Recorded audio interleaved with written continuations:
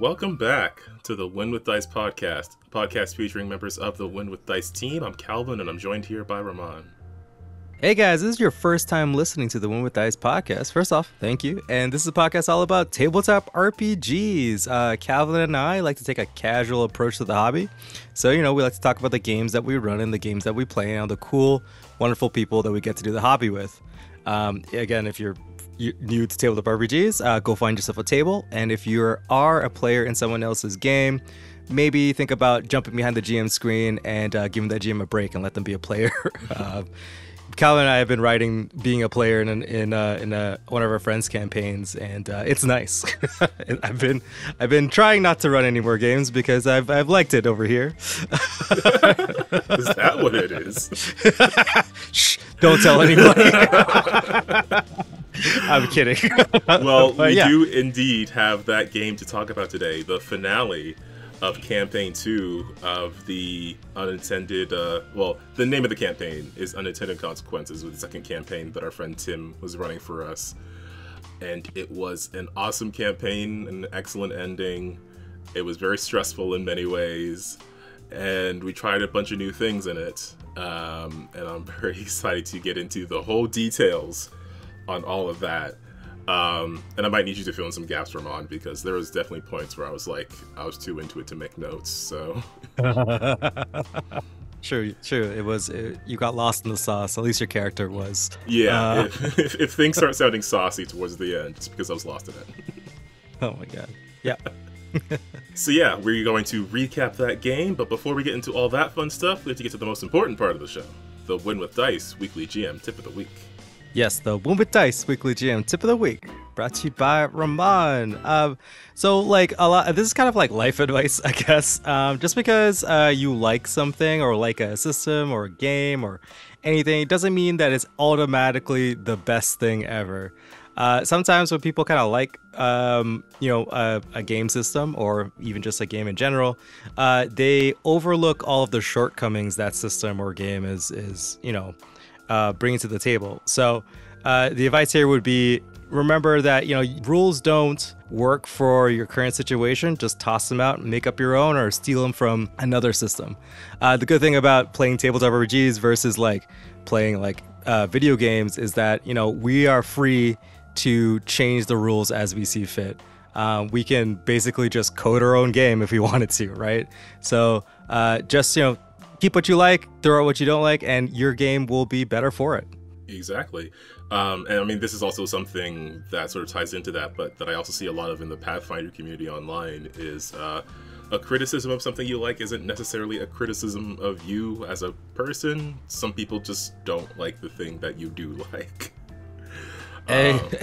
Exactly. I think with internet culture, that people just get really behind their fandoms or their teams or whatever, right? So they make it their whole thing, at least at the way they present online. So it is kind of difficult to have those conversations sometimes. Oh no, yeah. Every TTRPG fandom that isn't D&D feels like the underdog, and people who like D&D feel like they're being yelled at. So I get it, but this is true, but both are true at the same time. You are getting yelled at, and we are the underdogs. But we can be kinder. Also be kinder to people, just because they don't share the same viewpoint of stuff. People, listeners of the podcast, which I'm assuming everybody's actually super duper nice. I doubt that anybody's actually listening to our podcast are a bunch of meanies. So, yeah. But just in case the podcast blows up and it's this episode, just be nice to each other.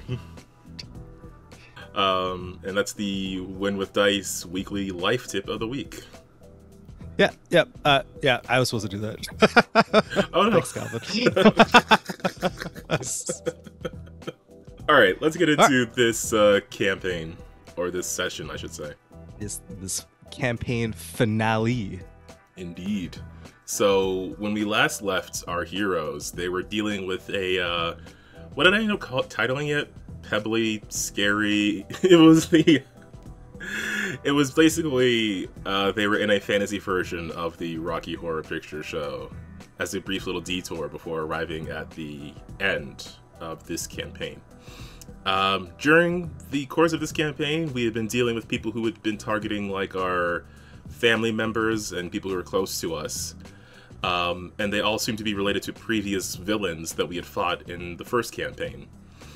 And through asking a magical cult statue, we found out that the person who was in pursuit of us was someone by the name of Wyvern, who was actually an orc that we'd run into some time ago. Just your basic run-of-the-mill random orc enemy who was part of an orc tribe that we had taken out, but was the last survivor of that tribe. We had befriended him, or at least my character had, and that was what sort of caused him to be spared from the attack on the rest of the orc tribe. But he managed to survive, and it seemed as though he was seeking out vengeance against us. In some cases, directing some of our old enemies against us. In other cases, trying to take out our families. But either way, it seemed like he was getting very personal, and we had suspected we located where he was by tracking down where one of our characters' mothers was thought to be. So the characters themselves are Silrona, a human wizard / cowboy, Bren, a human ranger / monk, Finn, a human magus, Cabo, half-orc barbarian, and Teeks, a changeling druid, whose sea hag mother was on a hidden island where we suspected Wyvern was heading to, and we were in pursuit of him. So the session prior, we were in the middle of some rather difficult combat against enemies that, well, I mean, the combat itself was pretty balanced, but then a couple of really strong enemies showed up, and Finn insisted on fighting them for what I guess is pride. But in the course of that fight, Finn got hurt pretty badly, and Teeks tried to use magic to heal her, and found that the positive energy healing magic was, in fact, doing more damage. Yeah, I would like to say, I saw in Discord, because I wasn't able to be at that session, just the image of the icons of the status effects on. Oh, yeah. Yeah, it was so funny. Like, it was just like, it had 2 rows because we were playing on Foundry, and it just like had to loop back around because there were so many status effects on this character. They were properly wrecked. Yeah. Yeah, I mean, I know that fight was definitely not going in their favor, to say the least.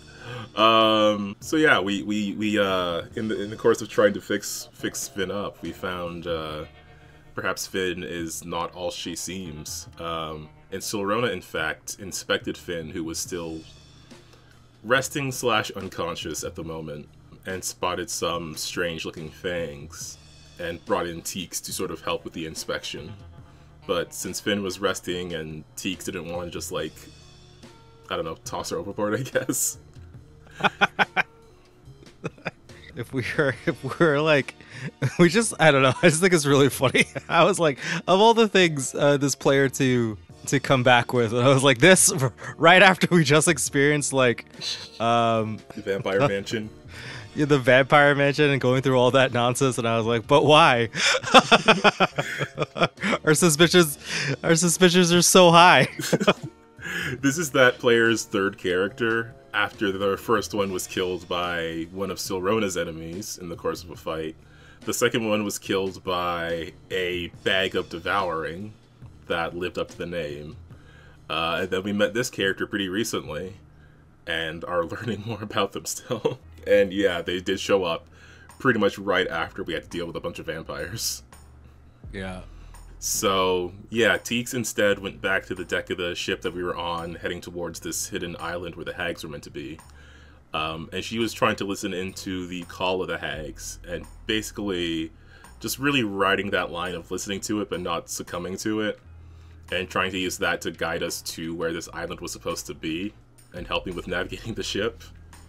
And then once Finn actually woke up, Teeks went to look for her, and found Finn, like, already feeling sick and at the edge of the ship, just leaning over it. And they had a conversation where Teeks was trying to pry and was just like, look, we're all pretty nervous right now. about this specific thing that you might be. Additionally, just wondering, like, if we get into a combat situation, if I can't, like, because Teeks is kind of the party healer at this point. And kind her of? thought, you know, like, she Teeks just is is literally... She's the only healer. The only reason why any of us are alive is because of Teeks. Like... You're right. I do prepare my heal spells. I got one at every level. Okay. Okay, so Teeks is literally the party healer, and she's just saying, like, if I can't heal you, I need to know that you'll be able to take care of yourself if we go against something dangerous, like that enemy we're heading directly towards. But Finn just explained that, you know, she could take care of herself if it was necessary, but was thankful for the concern. Teeks, also, being the team mom, offered to help her clean up after being very sick at the edge of the ship, but didn't really get any specific answers in terms of, like, what exactly is Finn's situation. That's still a pretty big mystery at the moment. I mean, ooh, I might have my suspicions, but I think Teeks at that point was just like, if she wanted to attack us, she would have, so we're probably fine. Yeah, that's true. I mean, like, there's so many times where we were just, like, asleep. Like, we would have, yeah. Also, probably because they're a player character, it won't be that bad unless it was, like, a real grand betrayal, and that would still be pretty cool. So I'm fine with whatever. Like, it really would be. Maybe it'll come up later. Who knows? That might be a thing that we have to investigate at a later point in time. Yeah. But for the moment, we at least knew that Finn could take care of herself. So Rona he had a bunch of scrolls for some reason. Oh yeah, this happens to me.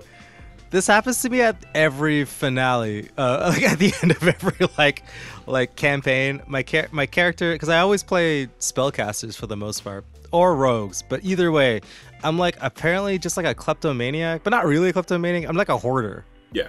Even though like I tell everybody like not to hoard stuff, but it's not like I'm trying to hoard it. It's just that like every time we get into a fight or something, I always use my biggest spells and work my way down. Like doesn't matter what fight it is. I'm like whatever the strongest thing that'll end the fight fastest, I will use and then slowly work my way down. So most times I get one or two big spells off. And then, you know, the fight goes on, but then eventually we just rest. So I never get to go down into like my reserves, right? So I have all these scrolls and magic items and potions and stuff where I'm like, these are here just in case I run out of good stuff. But I never actually run out of any of the good stuff. So fair enough. Yeah. Every time we get a chance to get into the final battle, I swear this happens every time. I'm like, take all these nukes I have. Like, go use them. Yeah, exactly. So you were passing out all of these scrolls that could possibly get some use, including, I think the scroll of invisibility came from you, because I don't think I had that. Yeah, it was I don't think it was a scroll. Oh, maybe it was a scroll. Maybe it was a potion. I forget what it is, but no, it was a potion. It would have to be a potion because of who used it later. Yeah. There was a potion of invisibility. I think there was a couple of lightning bolts or fireball, I think acid arrows, just some minor stuff. I think a magic weapon scroll. Yeah, I think you had that because I think I had that for a bit, and then I gave it to you because I was like, oh, I can't cast this. Yeah, true. So Rona was handing out some scrolls, and Teeks was just like, Teeks took a brief moment to check in on him because we did deal with High Hat Harry, who is Sorona's oldest and most dangerous enemy. But Sorona was just like on top of the world after dealing with him. So. Oh yeah. Finally. Jeez. Oh god, that was so stressful. I never like it when because everybody has their time in the spotlight a little bit, right? Especially this campaign. So like when it was my time to be in the spotlight, I was so stressed out. I was like, oh no. Yep. Yeah. So that's fair. To be fair, I do it specifically to all of Calvin's characters because somehow a lot of Calvin's characters just end up being in a leadership position. So I always I always put a lot of narrative importance onto whatever Calvin's character is. So this is actually just the karma. The karma came back to me. Apparently. Whatever character I play next, if you start another campaign, I'm gonna make the most irresponsible gremlin out there. I will never be a leader of anything.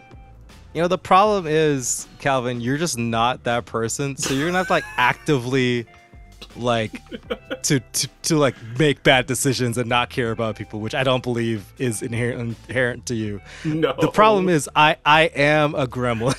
So I immediately, even if I want to play like a righteous character who's trying to do good or whatever, immediately I would just turn into the crazy person.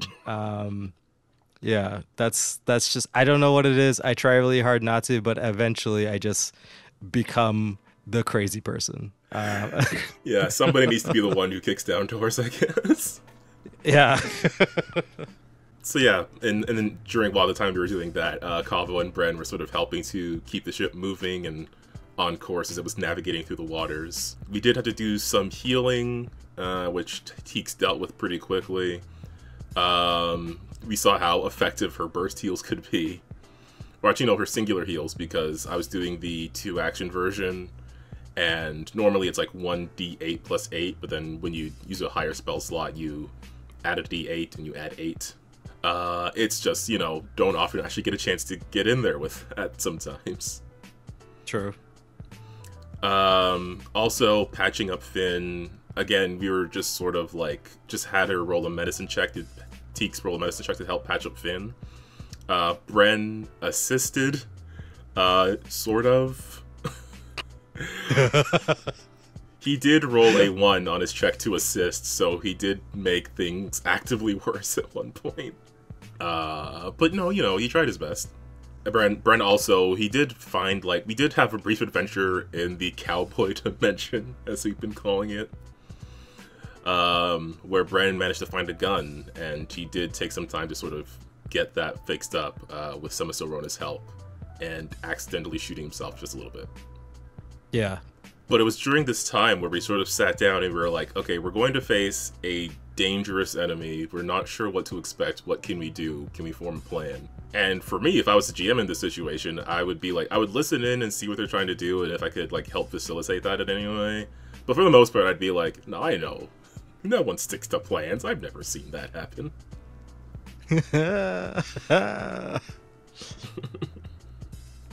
But we were making a plan, and this is one of the things where I felt like the most nervous about. I don't want to talk about what we did until we actually get to it, because I feel like that would be more interesting for listeners to hear it executed.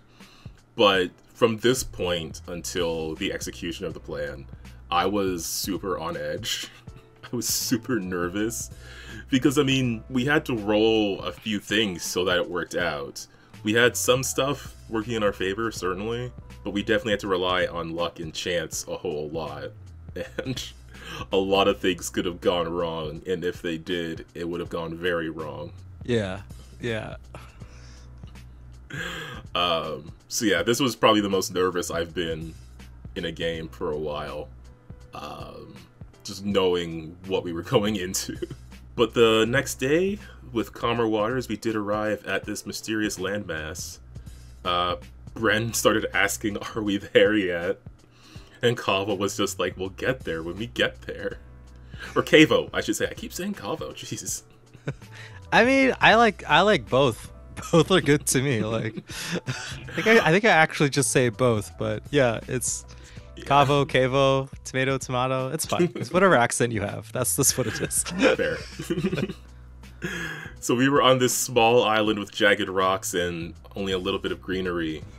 But as we were getting close, up ahead we could see on the island this pair of giant wings suddenly shoot up from this large green shimmer in the distance. And we recognized this as Venom Fang, a dragon that we had met some time ago. And we had managed to injure it before he flew away. And it seemed like we were going to have to be, you know, immediately fighting Venom Fang from on this boat. We could even see like a partial shipwreck along the rocks that looked... I don't know how much we investigated it, but it did look like it had been there a while. Yeah, I I don't know. I thought it was like I immediately shat my pants. So I was like, "Oh my god, no! I don't want to have to fight a dragon while on the water, Not on a boat." Yeah. not on a boat." I was like, "We're all actually just gonna drown. Like this is ridiculous." Like, I was like, "Oh no, is I bet for me." I don't know why I thought it was like Venom Fang. Like I thought, truthfully, that Wyvern just teamed up with Venom Fang, and then Wyvern and Venom Fang were just gonna kick her ass on the water. I thought it was like, oh, this is it. This is the trap. We're like stranded on a boat, right in the middle of the water, and we fell for it. So this is it. that is for sure what I thought was gonna happen. Like certainly at least fighting Venom Fang, if not Wyvern at the same time. Yeah, like my GM brain kicked in. I was like, this is like the ultimate revenge because we did fuck up Wyvern's house and all his dudes. So yeah, you're right. I guess we deserve this. At least a little bit. Yeah, at least a little bit. And then I was like, oh no, we're gonna be fucking stranded again. Oh man, I didn't even think that far. Yeah, if he did destroy the boat, we'd be screwed. Yeah, well, thankfully, none of that even happened. Yeah, thankfully that was not the case, because Wyvern did want to meet us. As we got closer, we could see there was a cave on the island that Venom Fang was perched over, and he was just there watching us approach as we docked the boat and exited. As we got onto the island, we could hear this thudding coming from inside the cave, and the voice of Wyvern saying, "They're here." Or, I don't know if I can get the voice right, but he was coming out, and we could see Wyvern, who once had been just this random nameless orc, was now, like, decked out with cyborg parts, and he had, like, a cyborg gun arm, and I'm gonna see if I can get the image from Tim that he used, but... Yeah, he looked, if you're familiar with the Warhammer 40k orcs, he just looked... like a mega boss. Yeah. Yeah, he looked like a mega boss with a killer claw and a shooter, which is terrifying. Yeah, exactly. So he comes out, he's much taller, much bigger, and much more metal. Venom Fang passed him something and then said to meet him when he's done. And at that point, Venom Fang released some form of magic and opened a portal behind him that he flew through. And Cavo just snarked that he's a coward as Venom Fang left. Though we would deal with that later. LOL. I mean, we found out something about that later. Okay. But yeah, I don't know. I feel like I rather would have a dragon fight on the water than what the fuck happened after. Like, way more stressful, man. So, yeah, we're left there with Wyvern, and Teeks starts off, like, offering an apology, saying that there were consequences that they didn't intend, and they didn't, like, she didn't mean for all of this to have happened to Wyvern. She just tried to, like, she put a charm, like, when this all happened, he was out there guarding this ogre, or this orc cave. Teeks put a charm spell on him, and he was being super friendly, so Teeks was just nice to him, and then, like, just told him, like, just to go off somewhere else, basically. And at that time, like, again, he didn't even have a name, but we happened to be near a place called Wyvern Tor, and we were having conversations about wyverns themselves earlier. So that word was on her mind, and she was like, well, what about the name Wyvern? And he was pretty happy about that. He was going off to, like, fight an owlbear or something to get an owlbear pelt to use as, like, armor. Which, you know, I wasn't sure if he would survive that, but... I mean, he was like a CR1 orc, probably, and the owlbears are CR4. By, like, the straight math, that guy was dead. Yeah. But we did hear his cries of despair later that night, and no one cared except Teeks. Which I still think is very funny. Oh my god. So Teeks was, of course, the first one to offer an apology. But Wyvern was instead confused, because he said that we're friends, and Wyvern never had a friend before. But he learned from the actions of the party, he learned that being friends means that you have to kill someone's entire family. Because that's literally what we did to him. Oh my god. I was like, oh no. Yeah. I thought we were gonna come in here. He was gonna be like enraged at us, and I don't know if the apology would have helped, but I thought it would have been something. I did not expect this. Yeah, I mean, like, dude, that was 10 times worse. That was 10 times worse. That we're like, it's like, no, this dude we literally created a Batman villain. Like, actually, like I was like, no, it's not supposed to be like this. We're the good guys. Right? Like, it wasn't even just that, like, he was angry at what we did. We just made him into this.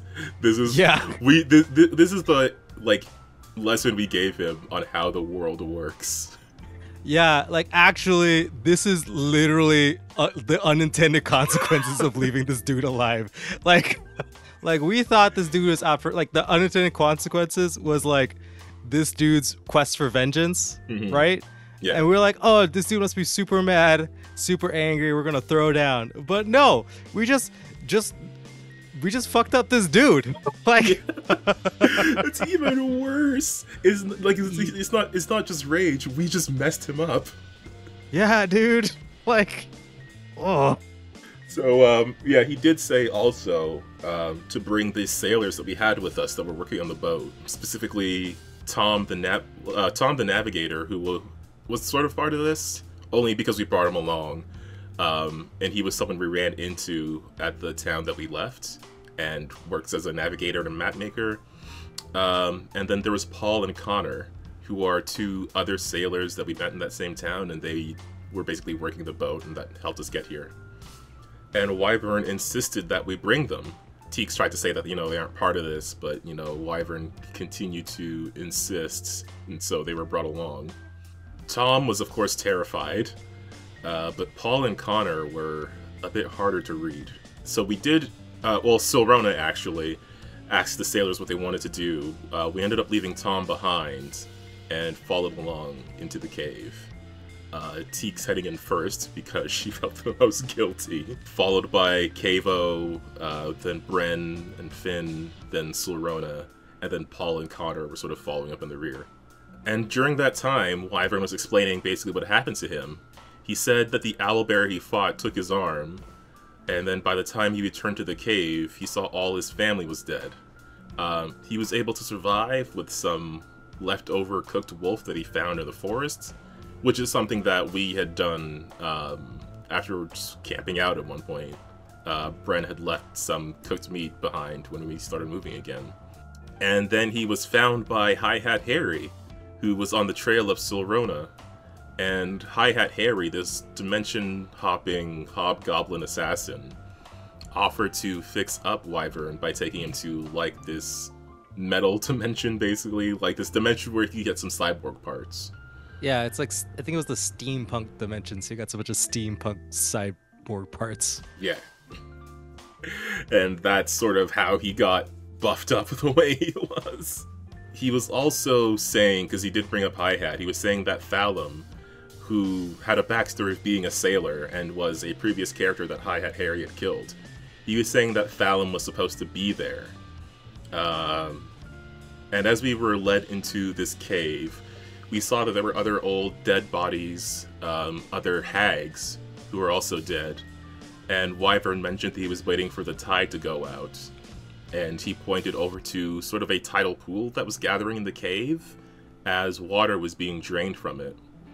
And we could see something that looked like vegetation at first, but it was in fact hair. And as the water sort of pooled away, we could see a sea hag that was there chained to the rocks, which we could tell had been trapped there for a long while. And Teeks sort of had this, instant reaction to. And then Wyvern started to explain more of what happened here.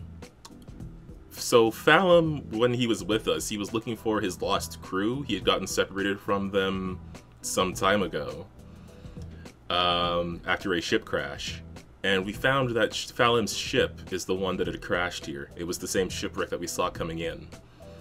Some people had been swept away, such as Phalim himself, but some of them hadn't made it to the island, such as the ship's captain, as well as Paul and Connor.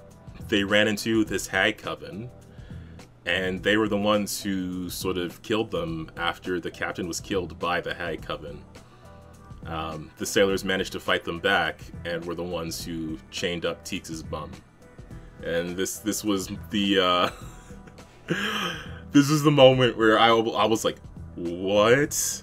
Like in Guardians 2 when Peter is just like having that revelation. I didn't know what to do with that. Yeah, man, just freaking mind blown. Like, what? I was so tempted to just... And again, if positions were slightly different, because we were on a map at that point, if Paul and Connor were slightly closer to me, I probably would have blasted them with something, I'll be honest. I certainly measured it. I think people saw me measuring it. Yeah. It's like... Oh my god. That was like the most tensest moment when Tim was like, Teeks, we're gonna kill your mom together, Teeks, and then we'll be best friends. Yeah. I was like, what? This is not the fantasy role-playing game I thought we were playing. I was like, when we're in this crazy fucking Silence of the Lambs moment where it's like, I was like, no, stop. Where's my fun? This is too real. You ain't wrong. Dude. It felt like we were playing a fucking drama. I was like, oh my god. But thankfully, we all chose violence. Indeed. So yeah, Teeks moved closer to Wyvern. And at the moment, or at least just before that, I think it was either Finn or Kava were pretty close to her, or to Wyvern, and they had moved back. So Teeks was moving in a bit closer, and then a bit towards the water, and she was just saying that, you know, she clearly made a mistake in showing Wyvern how people are supposed to treat their friends, but now she could show him how she treats her enemies. And then she did a powerful inhalation, which I thought would be more effective because it was a really cool moment, but things happen. And she started like inhaling, and she started breathing in, and then suddenly like there's this like small vortex of air as she used the powerful inhalation spell, which is just like a burst of damage. And it's a lot of damage. It's 5d6 damage, man. And it's heightened. That is a lot of damage. Yeah, that's pretty cool, man. You show him. That's a lot of damage. I mean, it ain't no fireball, but all right, man. You got it.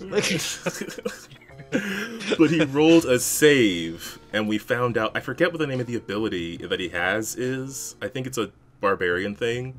Oh, yeah, we found out he was... Yeah, he was a barbarian because he had the barbarian feat that just allows you to... I think on a save, you don't take any damage, right? Yeah, on a fortitude save, instead of taking half damage, you take none.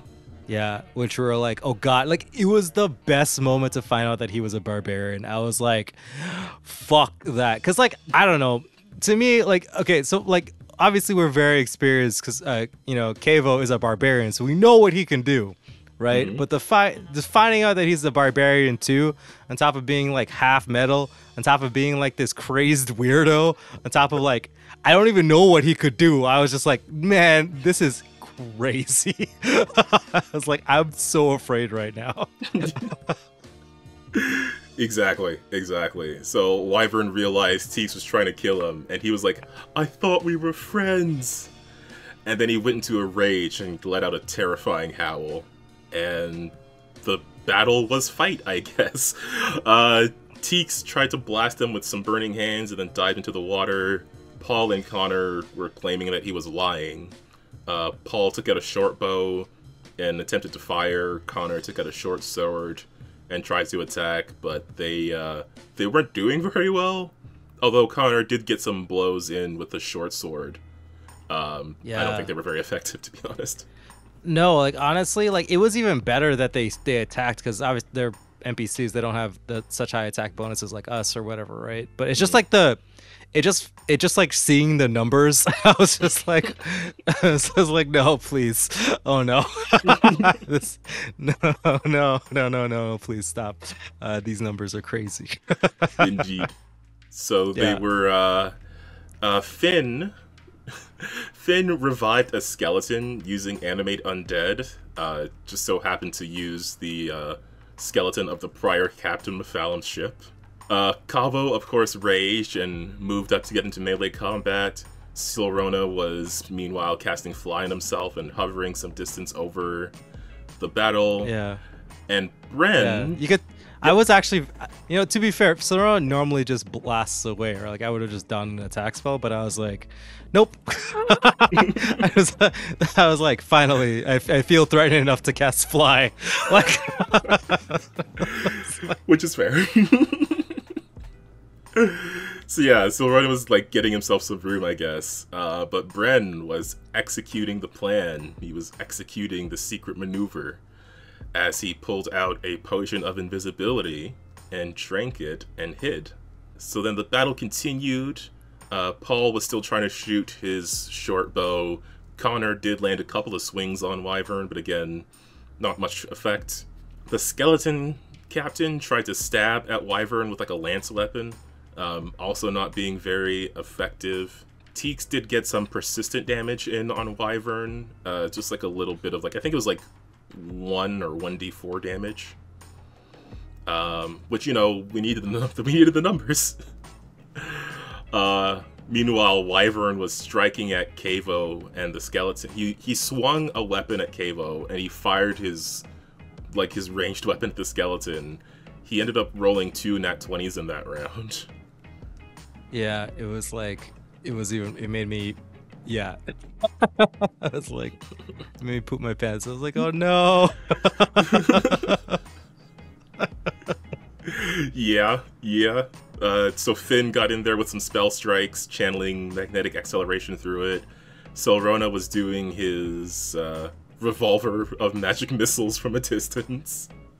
Yeah. And Kava was swinging his pickaxe, and Bren was slowly moving into position, and he was pulling out the Bag of Devouring. Meanwhile, Wyvern swung his claw at Connor and landed a crit. Took an attack at Finn and shot at Kavo. Just really getting consistent damage in there. Teeks tried to hit him with a storm, but he was able to make a save from it. And then she dived out of the fight to go check on her mother, seeing that she was like tugging at the chains with like blistered skin after being trapped down here for so long. The skeleton captain did land a critical hit, but it was below the creature's AC, so it was just like a regular hit. Connor tried to patch up his own injuries, but only succeeded in making them worse. Finn did the nothing personal kid teleported behind Wyvern for an attack.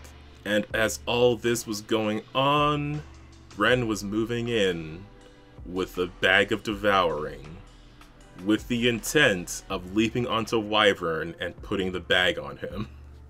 And I was so scared. Like this was the plan that we had made. We found we had a potion of invisibility. We had the Bag of Devouring that just insta-killed a previous member of the party. And our plan was just using this bag on Wyvern. But we had to get someone in there. And I think Bren was the stealthiest of us. Yeah, because of the fact that Bren has some monk levels, and I think Bren also had like pretty good movement speed too. I was like, I think out of anyone, I think Bren's the person to do it, right? Yeah, but a lot of things could go wrong. Because first off, Bren has to get there without being noticed. Even with the potion of invisibility, it's still possible for him to be noticed if Wyvern succeeds on like a flat check and a perception check. Yeah. Additionally, Bren then had to grab Wyvern, which is a task unto itself. Exactly. This dude is like he's a barbarian, like half mech orc. Like I don't even know. I think the initial grab roll, it was a failure, but Tim gave us all hero points before the fight, which is greatly appreciated. I think we used a hero point to re-roll it, and then we got him. So exactly, we were successful. So yeah. And then for the Bag of Devouring, so it is a cursed item that is supposed to appear as a bag of holding, but when you put something in it or you put your hand in it, you have to roll a flat check, and on failure of that flat check, the bag will then devour whatever was put into it. So if it's a normal thing, it'll just consume it, and if it's a person, it'll try to consume that person with a grapple check. Yeah, it's a DC 9. So a little bit less than 50%, like a little bit less than 50% chance of it rolling, like 45. I guess that's what the math is. Percent chance of doing it. So we rolled, and we rolled like an 8 or something. It was like, yeah, it was something pretty close. Yeah, it was something pretty close. So that, you know, the bag noticed that Wyvern was made out of edible parts because, you know, he's alive, right? Yep. So then we moved to like the grapple check. So the bag had to succeed at a grapple to pull the whatever it is into it. And I'm like, Wyvern is this roided up mecha orc. The thing had to roll extremely high to do it. So I was like, okay, this is step number 2, right? Let's see. And then guess what? Oh my gosh. Yeah. I think the bag, yeah, the bag rolled like a 20-something and just sucked the old wyvern, just slurped up old wyvern into the bag. Bren did take some damage from like the steam pipes on Wyvern's body. I was really worried that Bren was going to get eaten by the bag too this whole time. I know. I thought, okay, so 2 things I thought would have happened, to be fair. Like my GM brain kicked in again. I was like, if we get the bag on there, since Wyvern is like this badass half mech person, I feel like he would maybe get damaged or something. Like maybe Tim will have him like the bag eats part of his arm and then Wyvern just pops it out because he's like a half robotic, right? Like he just disassembled himself. So I was like, okay, maybe like he'll take some damage, maybe he'll reduce his HP by half. So, but it was like we used like this crazy, you know, maneuver that we could only pull off like one time, really.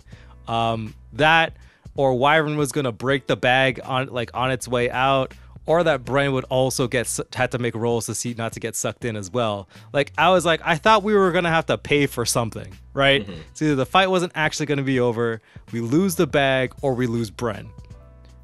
Yeah. But Tim is really nice.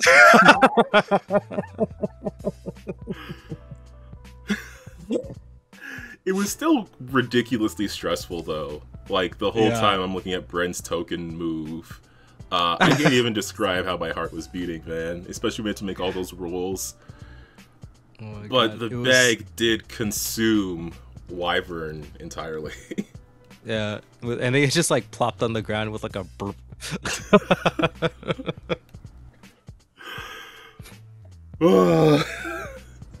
Even now, man, I was like, ugh. Dude, I know the whole gang erupted in like it just like cheers, except Tim, who's obviously sighed. Yeah, fair enough. I was like, yeah, dude, that's fine, I get it, but man, that was awesome for us. I maintain that because of how stressful it was, it doesn't matter how short the fight was. That was. We are gonna remember that for years. I know. I love it even better. It's like it's one of the most tabletop RPG endings to a boss battle, where it's just like you have this like random circumstances where, you know, Tim gave us this cursed magic item that's already devoured one of our party members, and we're gonna like use this cursed item in a very like not the way it's supposed to be intended of using, right? To defeat the final boss in like a very like slim chance way. Like we had to do like 4 rolls that went our way, right? At any point. Most of them were like 50-50 rolls, mind you. So we basically just flipped the coin 4 times and then we were right 4 times, right? Not even, because Bren had to use a hero point. Oh yeah, true. Yeah, Brent had to use a hero point. So yeah, man. Uh, I mean, it's a little anticlimactic for Tim, but it was hella climactic for us, dog. Or at least for me. I was having a good time. I'm not sure about the other players, but I'm just glad that it was over. I was like, thank God. Yeah, man.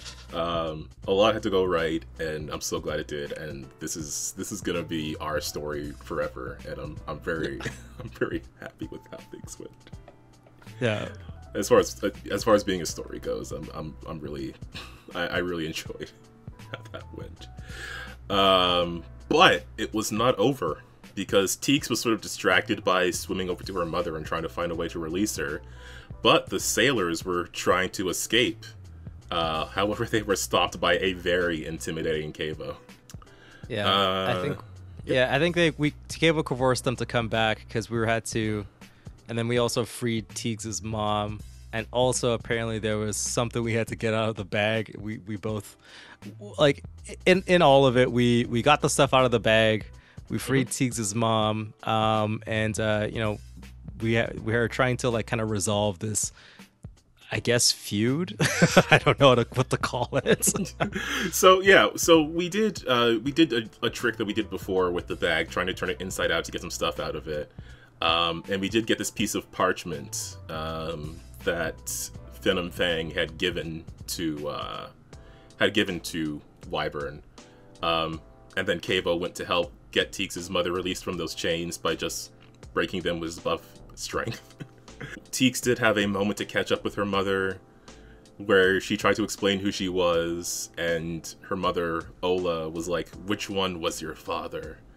and sort of hissed angrily at the mention of Teeks' father, Henrik, and showed an old scar on her body that happened when Henrik recovered Teeks from her in the first place.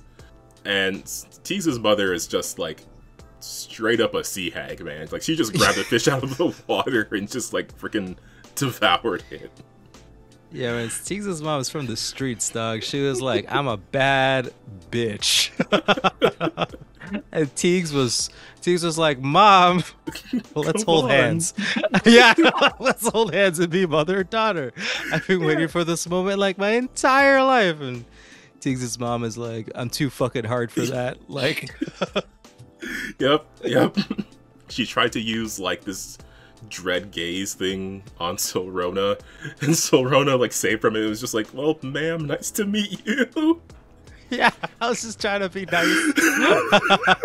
And, you know, bring that southern hospitality I've learned from the cowboy dimension. And nah, dog.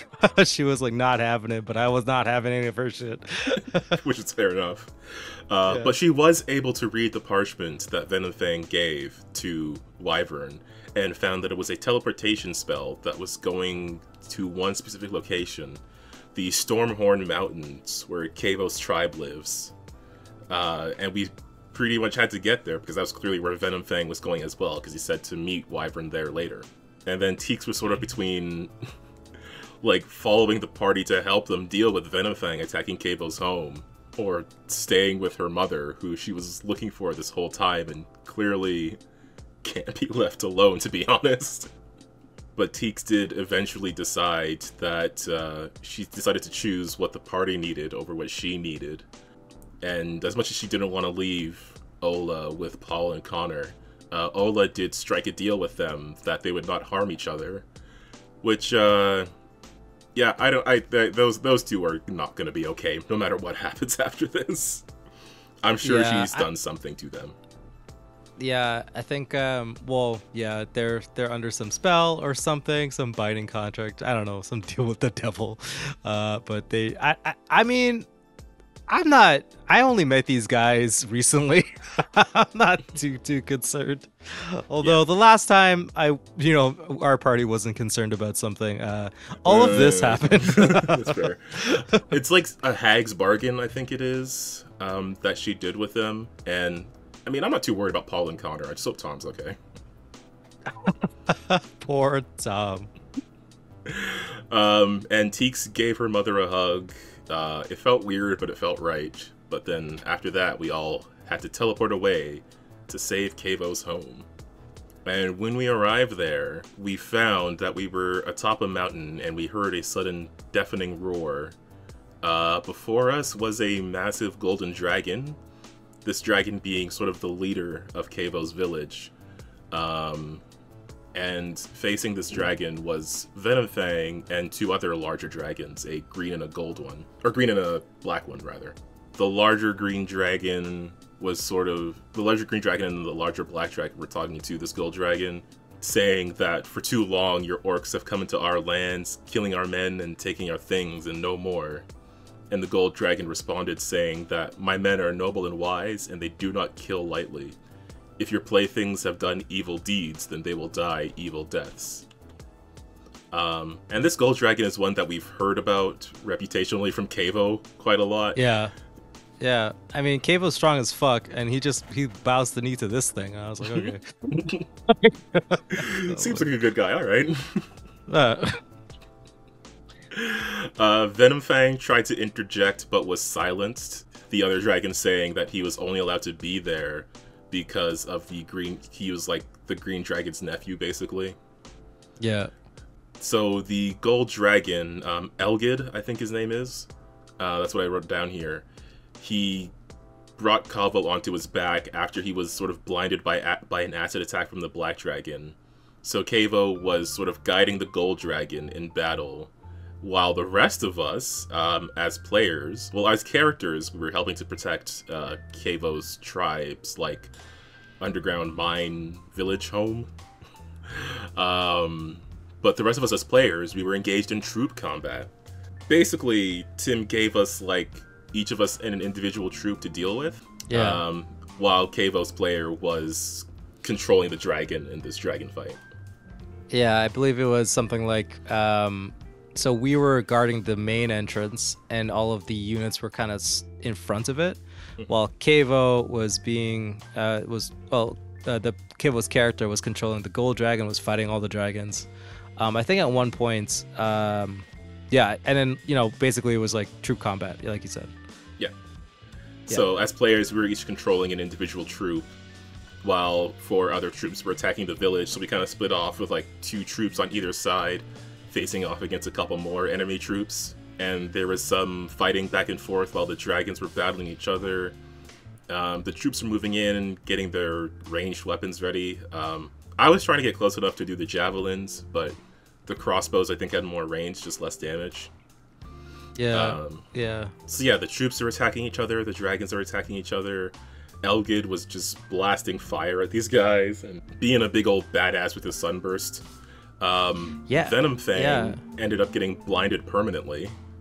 Yeah, this dragon was like so strong, man. And wonder if they needed like to jump him. Like, I was like, yo, any of the bad guy dragons would just murder an entire party.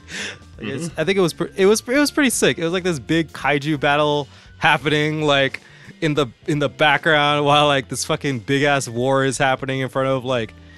In this valley, it was pretty epic. Epic was the word. It was like, so exactly, pretty much. So like once the troops were close to each other, they were launching back and forth with crossbows and javelins. The valley, the way it was split, there was a couple troops to the north and a couple to the south. In the north, they were sort of like spreading out a bit more to try to prevent the enemies from getting in. The south ones, were a bit more, well, mine was a bit more mobile. I was moving around a bit more, trying to draw the enemy in, and I think yours was near me, basically helping to hold the line there.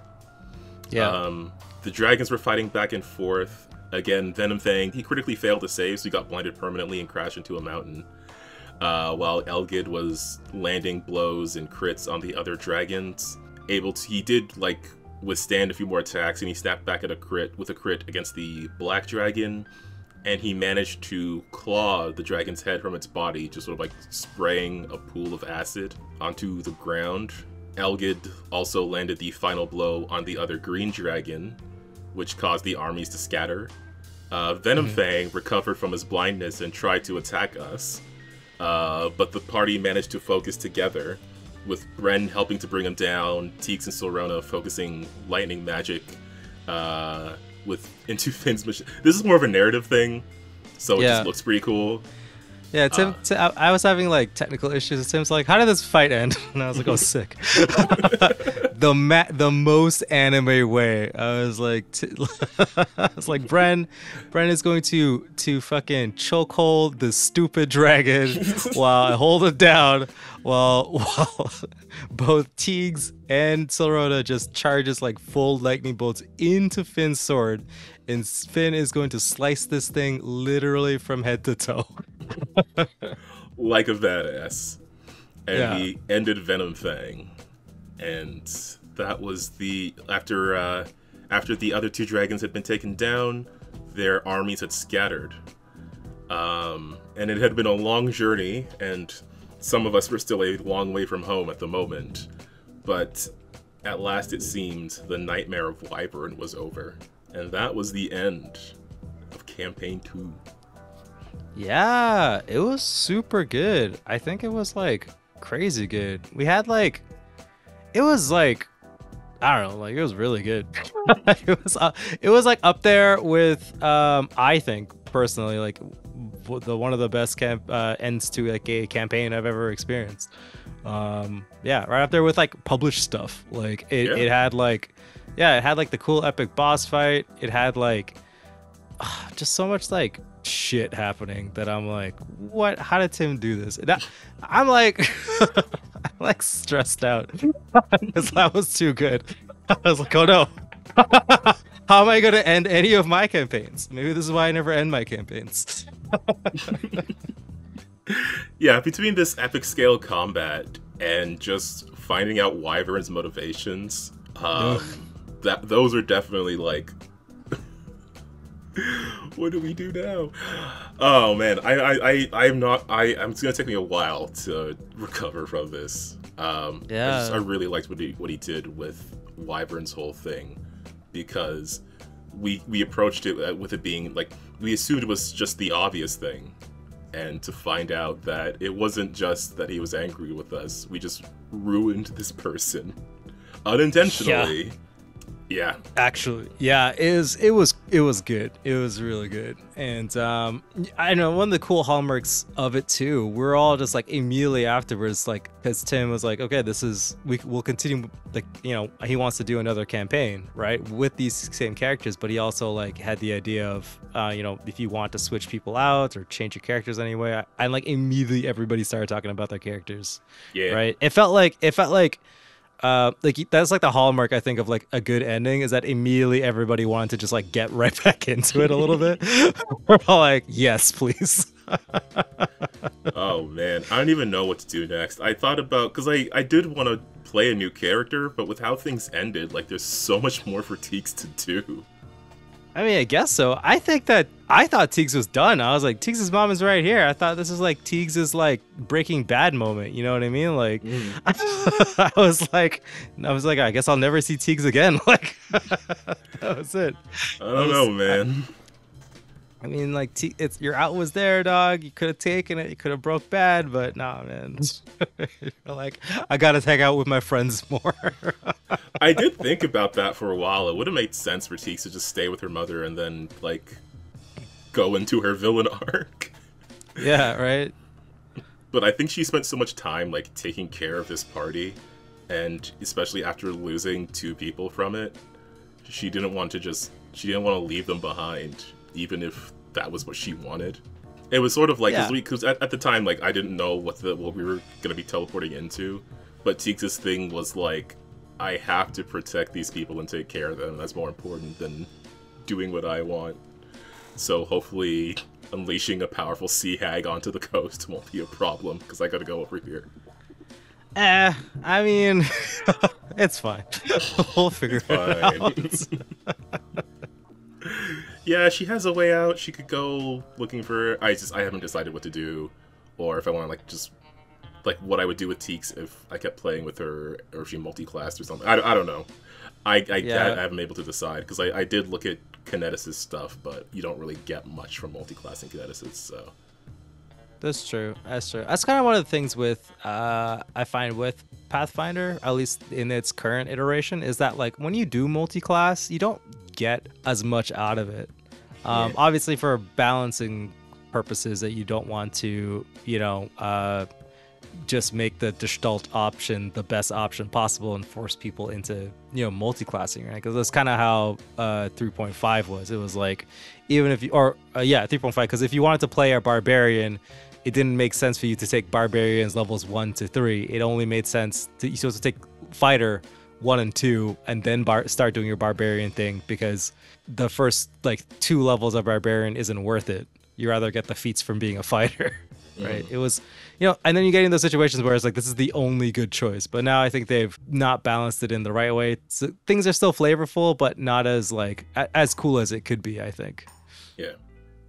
Yeah. I think some classes are okay if you multi-class into them at like an early level. Like there's a rogue bard in one game that I'm running that's pretty good, but I don't know. Kineticist is just kind of nothing. I'm too high level to have like nothing. It's too high level to have like a D4 attack or something like that, and you're like, exactly. Damn it.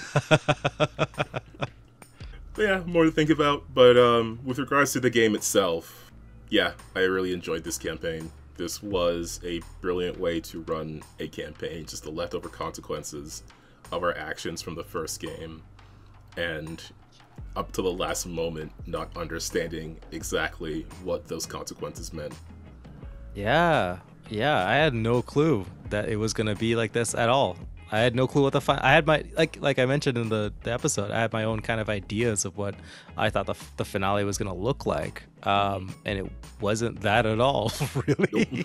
Nope. Yeah, not at all. So yeah, I'm definitely excited to continue playing with Tim as the GM. I feel like we should probably run a game for Tim because he's been running this campaign for a long time now, or in the previous one as well. So well, wait a minute. You say we like I'm not actively like I'm not running Fates here.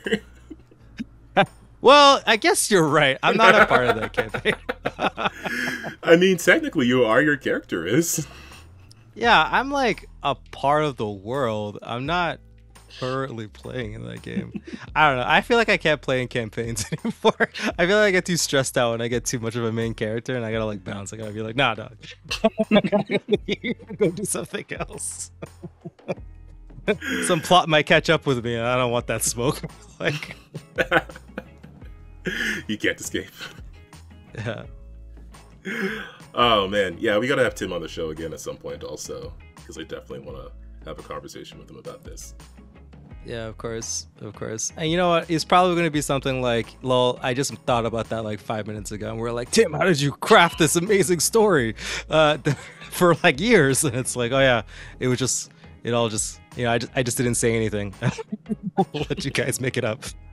That's always how it's always been, right? It's like the GM, most of the stuff is all smoke and mirrors, and you come up with stuff on the fly or like in like crucial moments, and then the players have no clue and think you're the best. Yeah, that is the ultimate secret GM tip. Yeah. In space, no one can hear you improvise. Yeah. All right, I think that's gonna be it for this episode, though. Unless Ramon, there's anything else you wanted to say before we finish up? I think we're good to go. All right. Yeah, very excited about this, and very much looking forward to playing more, just more games in general. But definitely, if we play more of this campaign or go into campaign 3, we'll be talking about it here on the channel. So if you want to hear about that, just hit the subscribe, hit the like, all the YouTube stuff you already know how to do. If you want to see more Pathfinder stuff from us, or Lancer, or anything like that, there is a podcast playlist on the channel where you can go and check out the podcast. I don't know how podcast playlists work, to be honest. It seems like the same as a regular playlist, but YouTube made a big deal out of it. So it is there. Cool. I'm sure it's something. Additionally, on the channel we have live gaming streams where I play through some super fun video games. Right now, you know what? Actually, right now we are 2 for 3 on creepy old ladies in video games, because there was a creepy old lady in Alan Wake, and there's a creepy old lady in Baldur's Gate 3. This week is probably the finale of Dead Space 3. So if we run into any creepy old ladies there, we'll have the hat trick. Additionally, if you scroll down, if you run into the Lancer RPG, there's a whole bunch of Lancer RPG content creators and writers and stuff who are linked below, and all their awesome stuff is linked below. So definitely go check those people out. As well, there is a link to the Untold Stories project, where you can find me playing in some of their superhero RPG games and Mutants and Masterminds. So if you want to see some of those stuff, definitely go check them out as well. Might be doing another gaming collab with them sometime soon by the time this comes out. So definitely go check that out if you want to see our Baldur's Gate game. I also think it'd be really funny to play those characters in an actual D&D session, so I'll see if that ever happens. I don't know who would run it, but I'll see if we can nudge that to happen. Sure. But that's all we have for this week. Ramon, anything else you want to add before we head out of here? Nope. Let's send them off. All right. Well, for all of our GMs and players out there who know what it truly means to be friends, just remember to keep on winning with dice, and we'll see you next time. Bye, guys.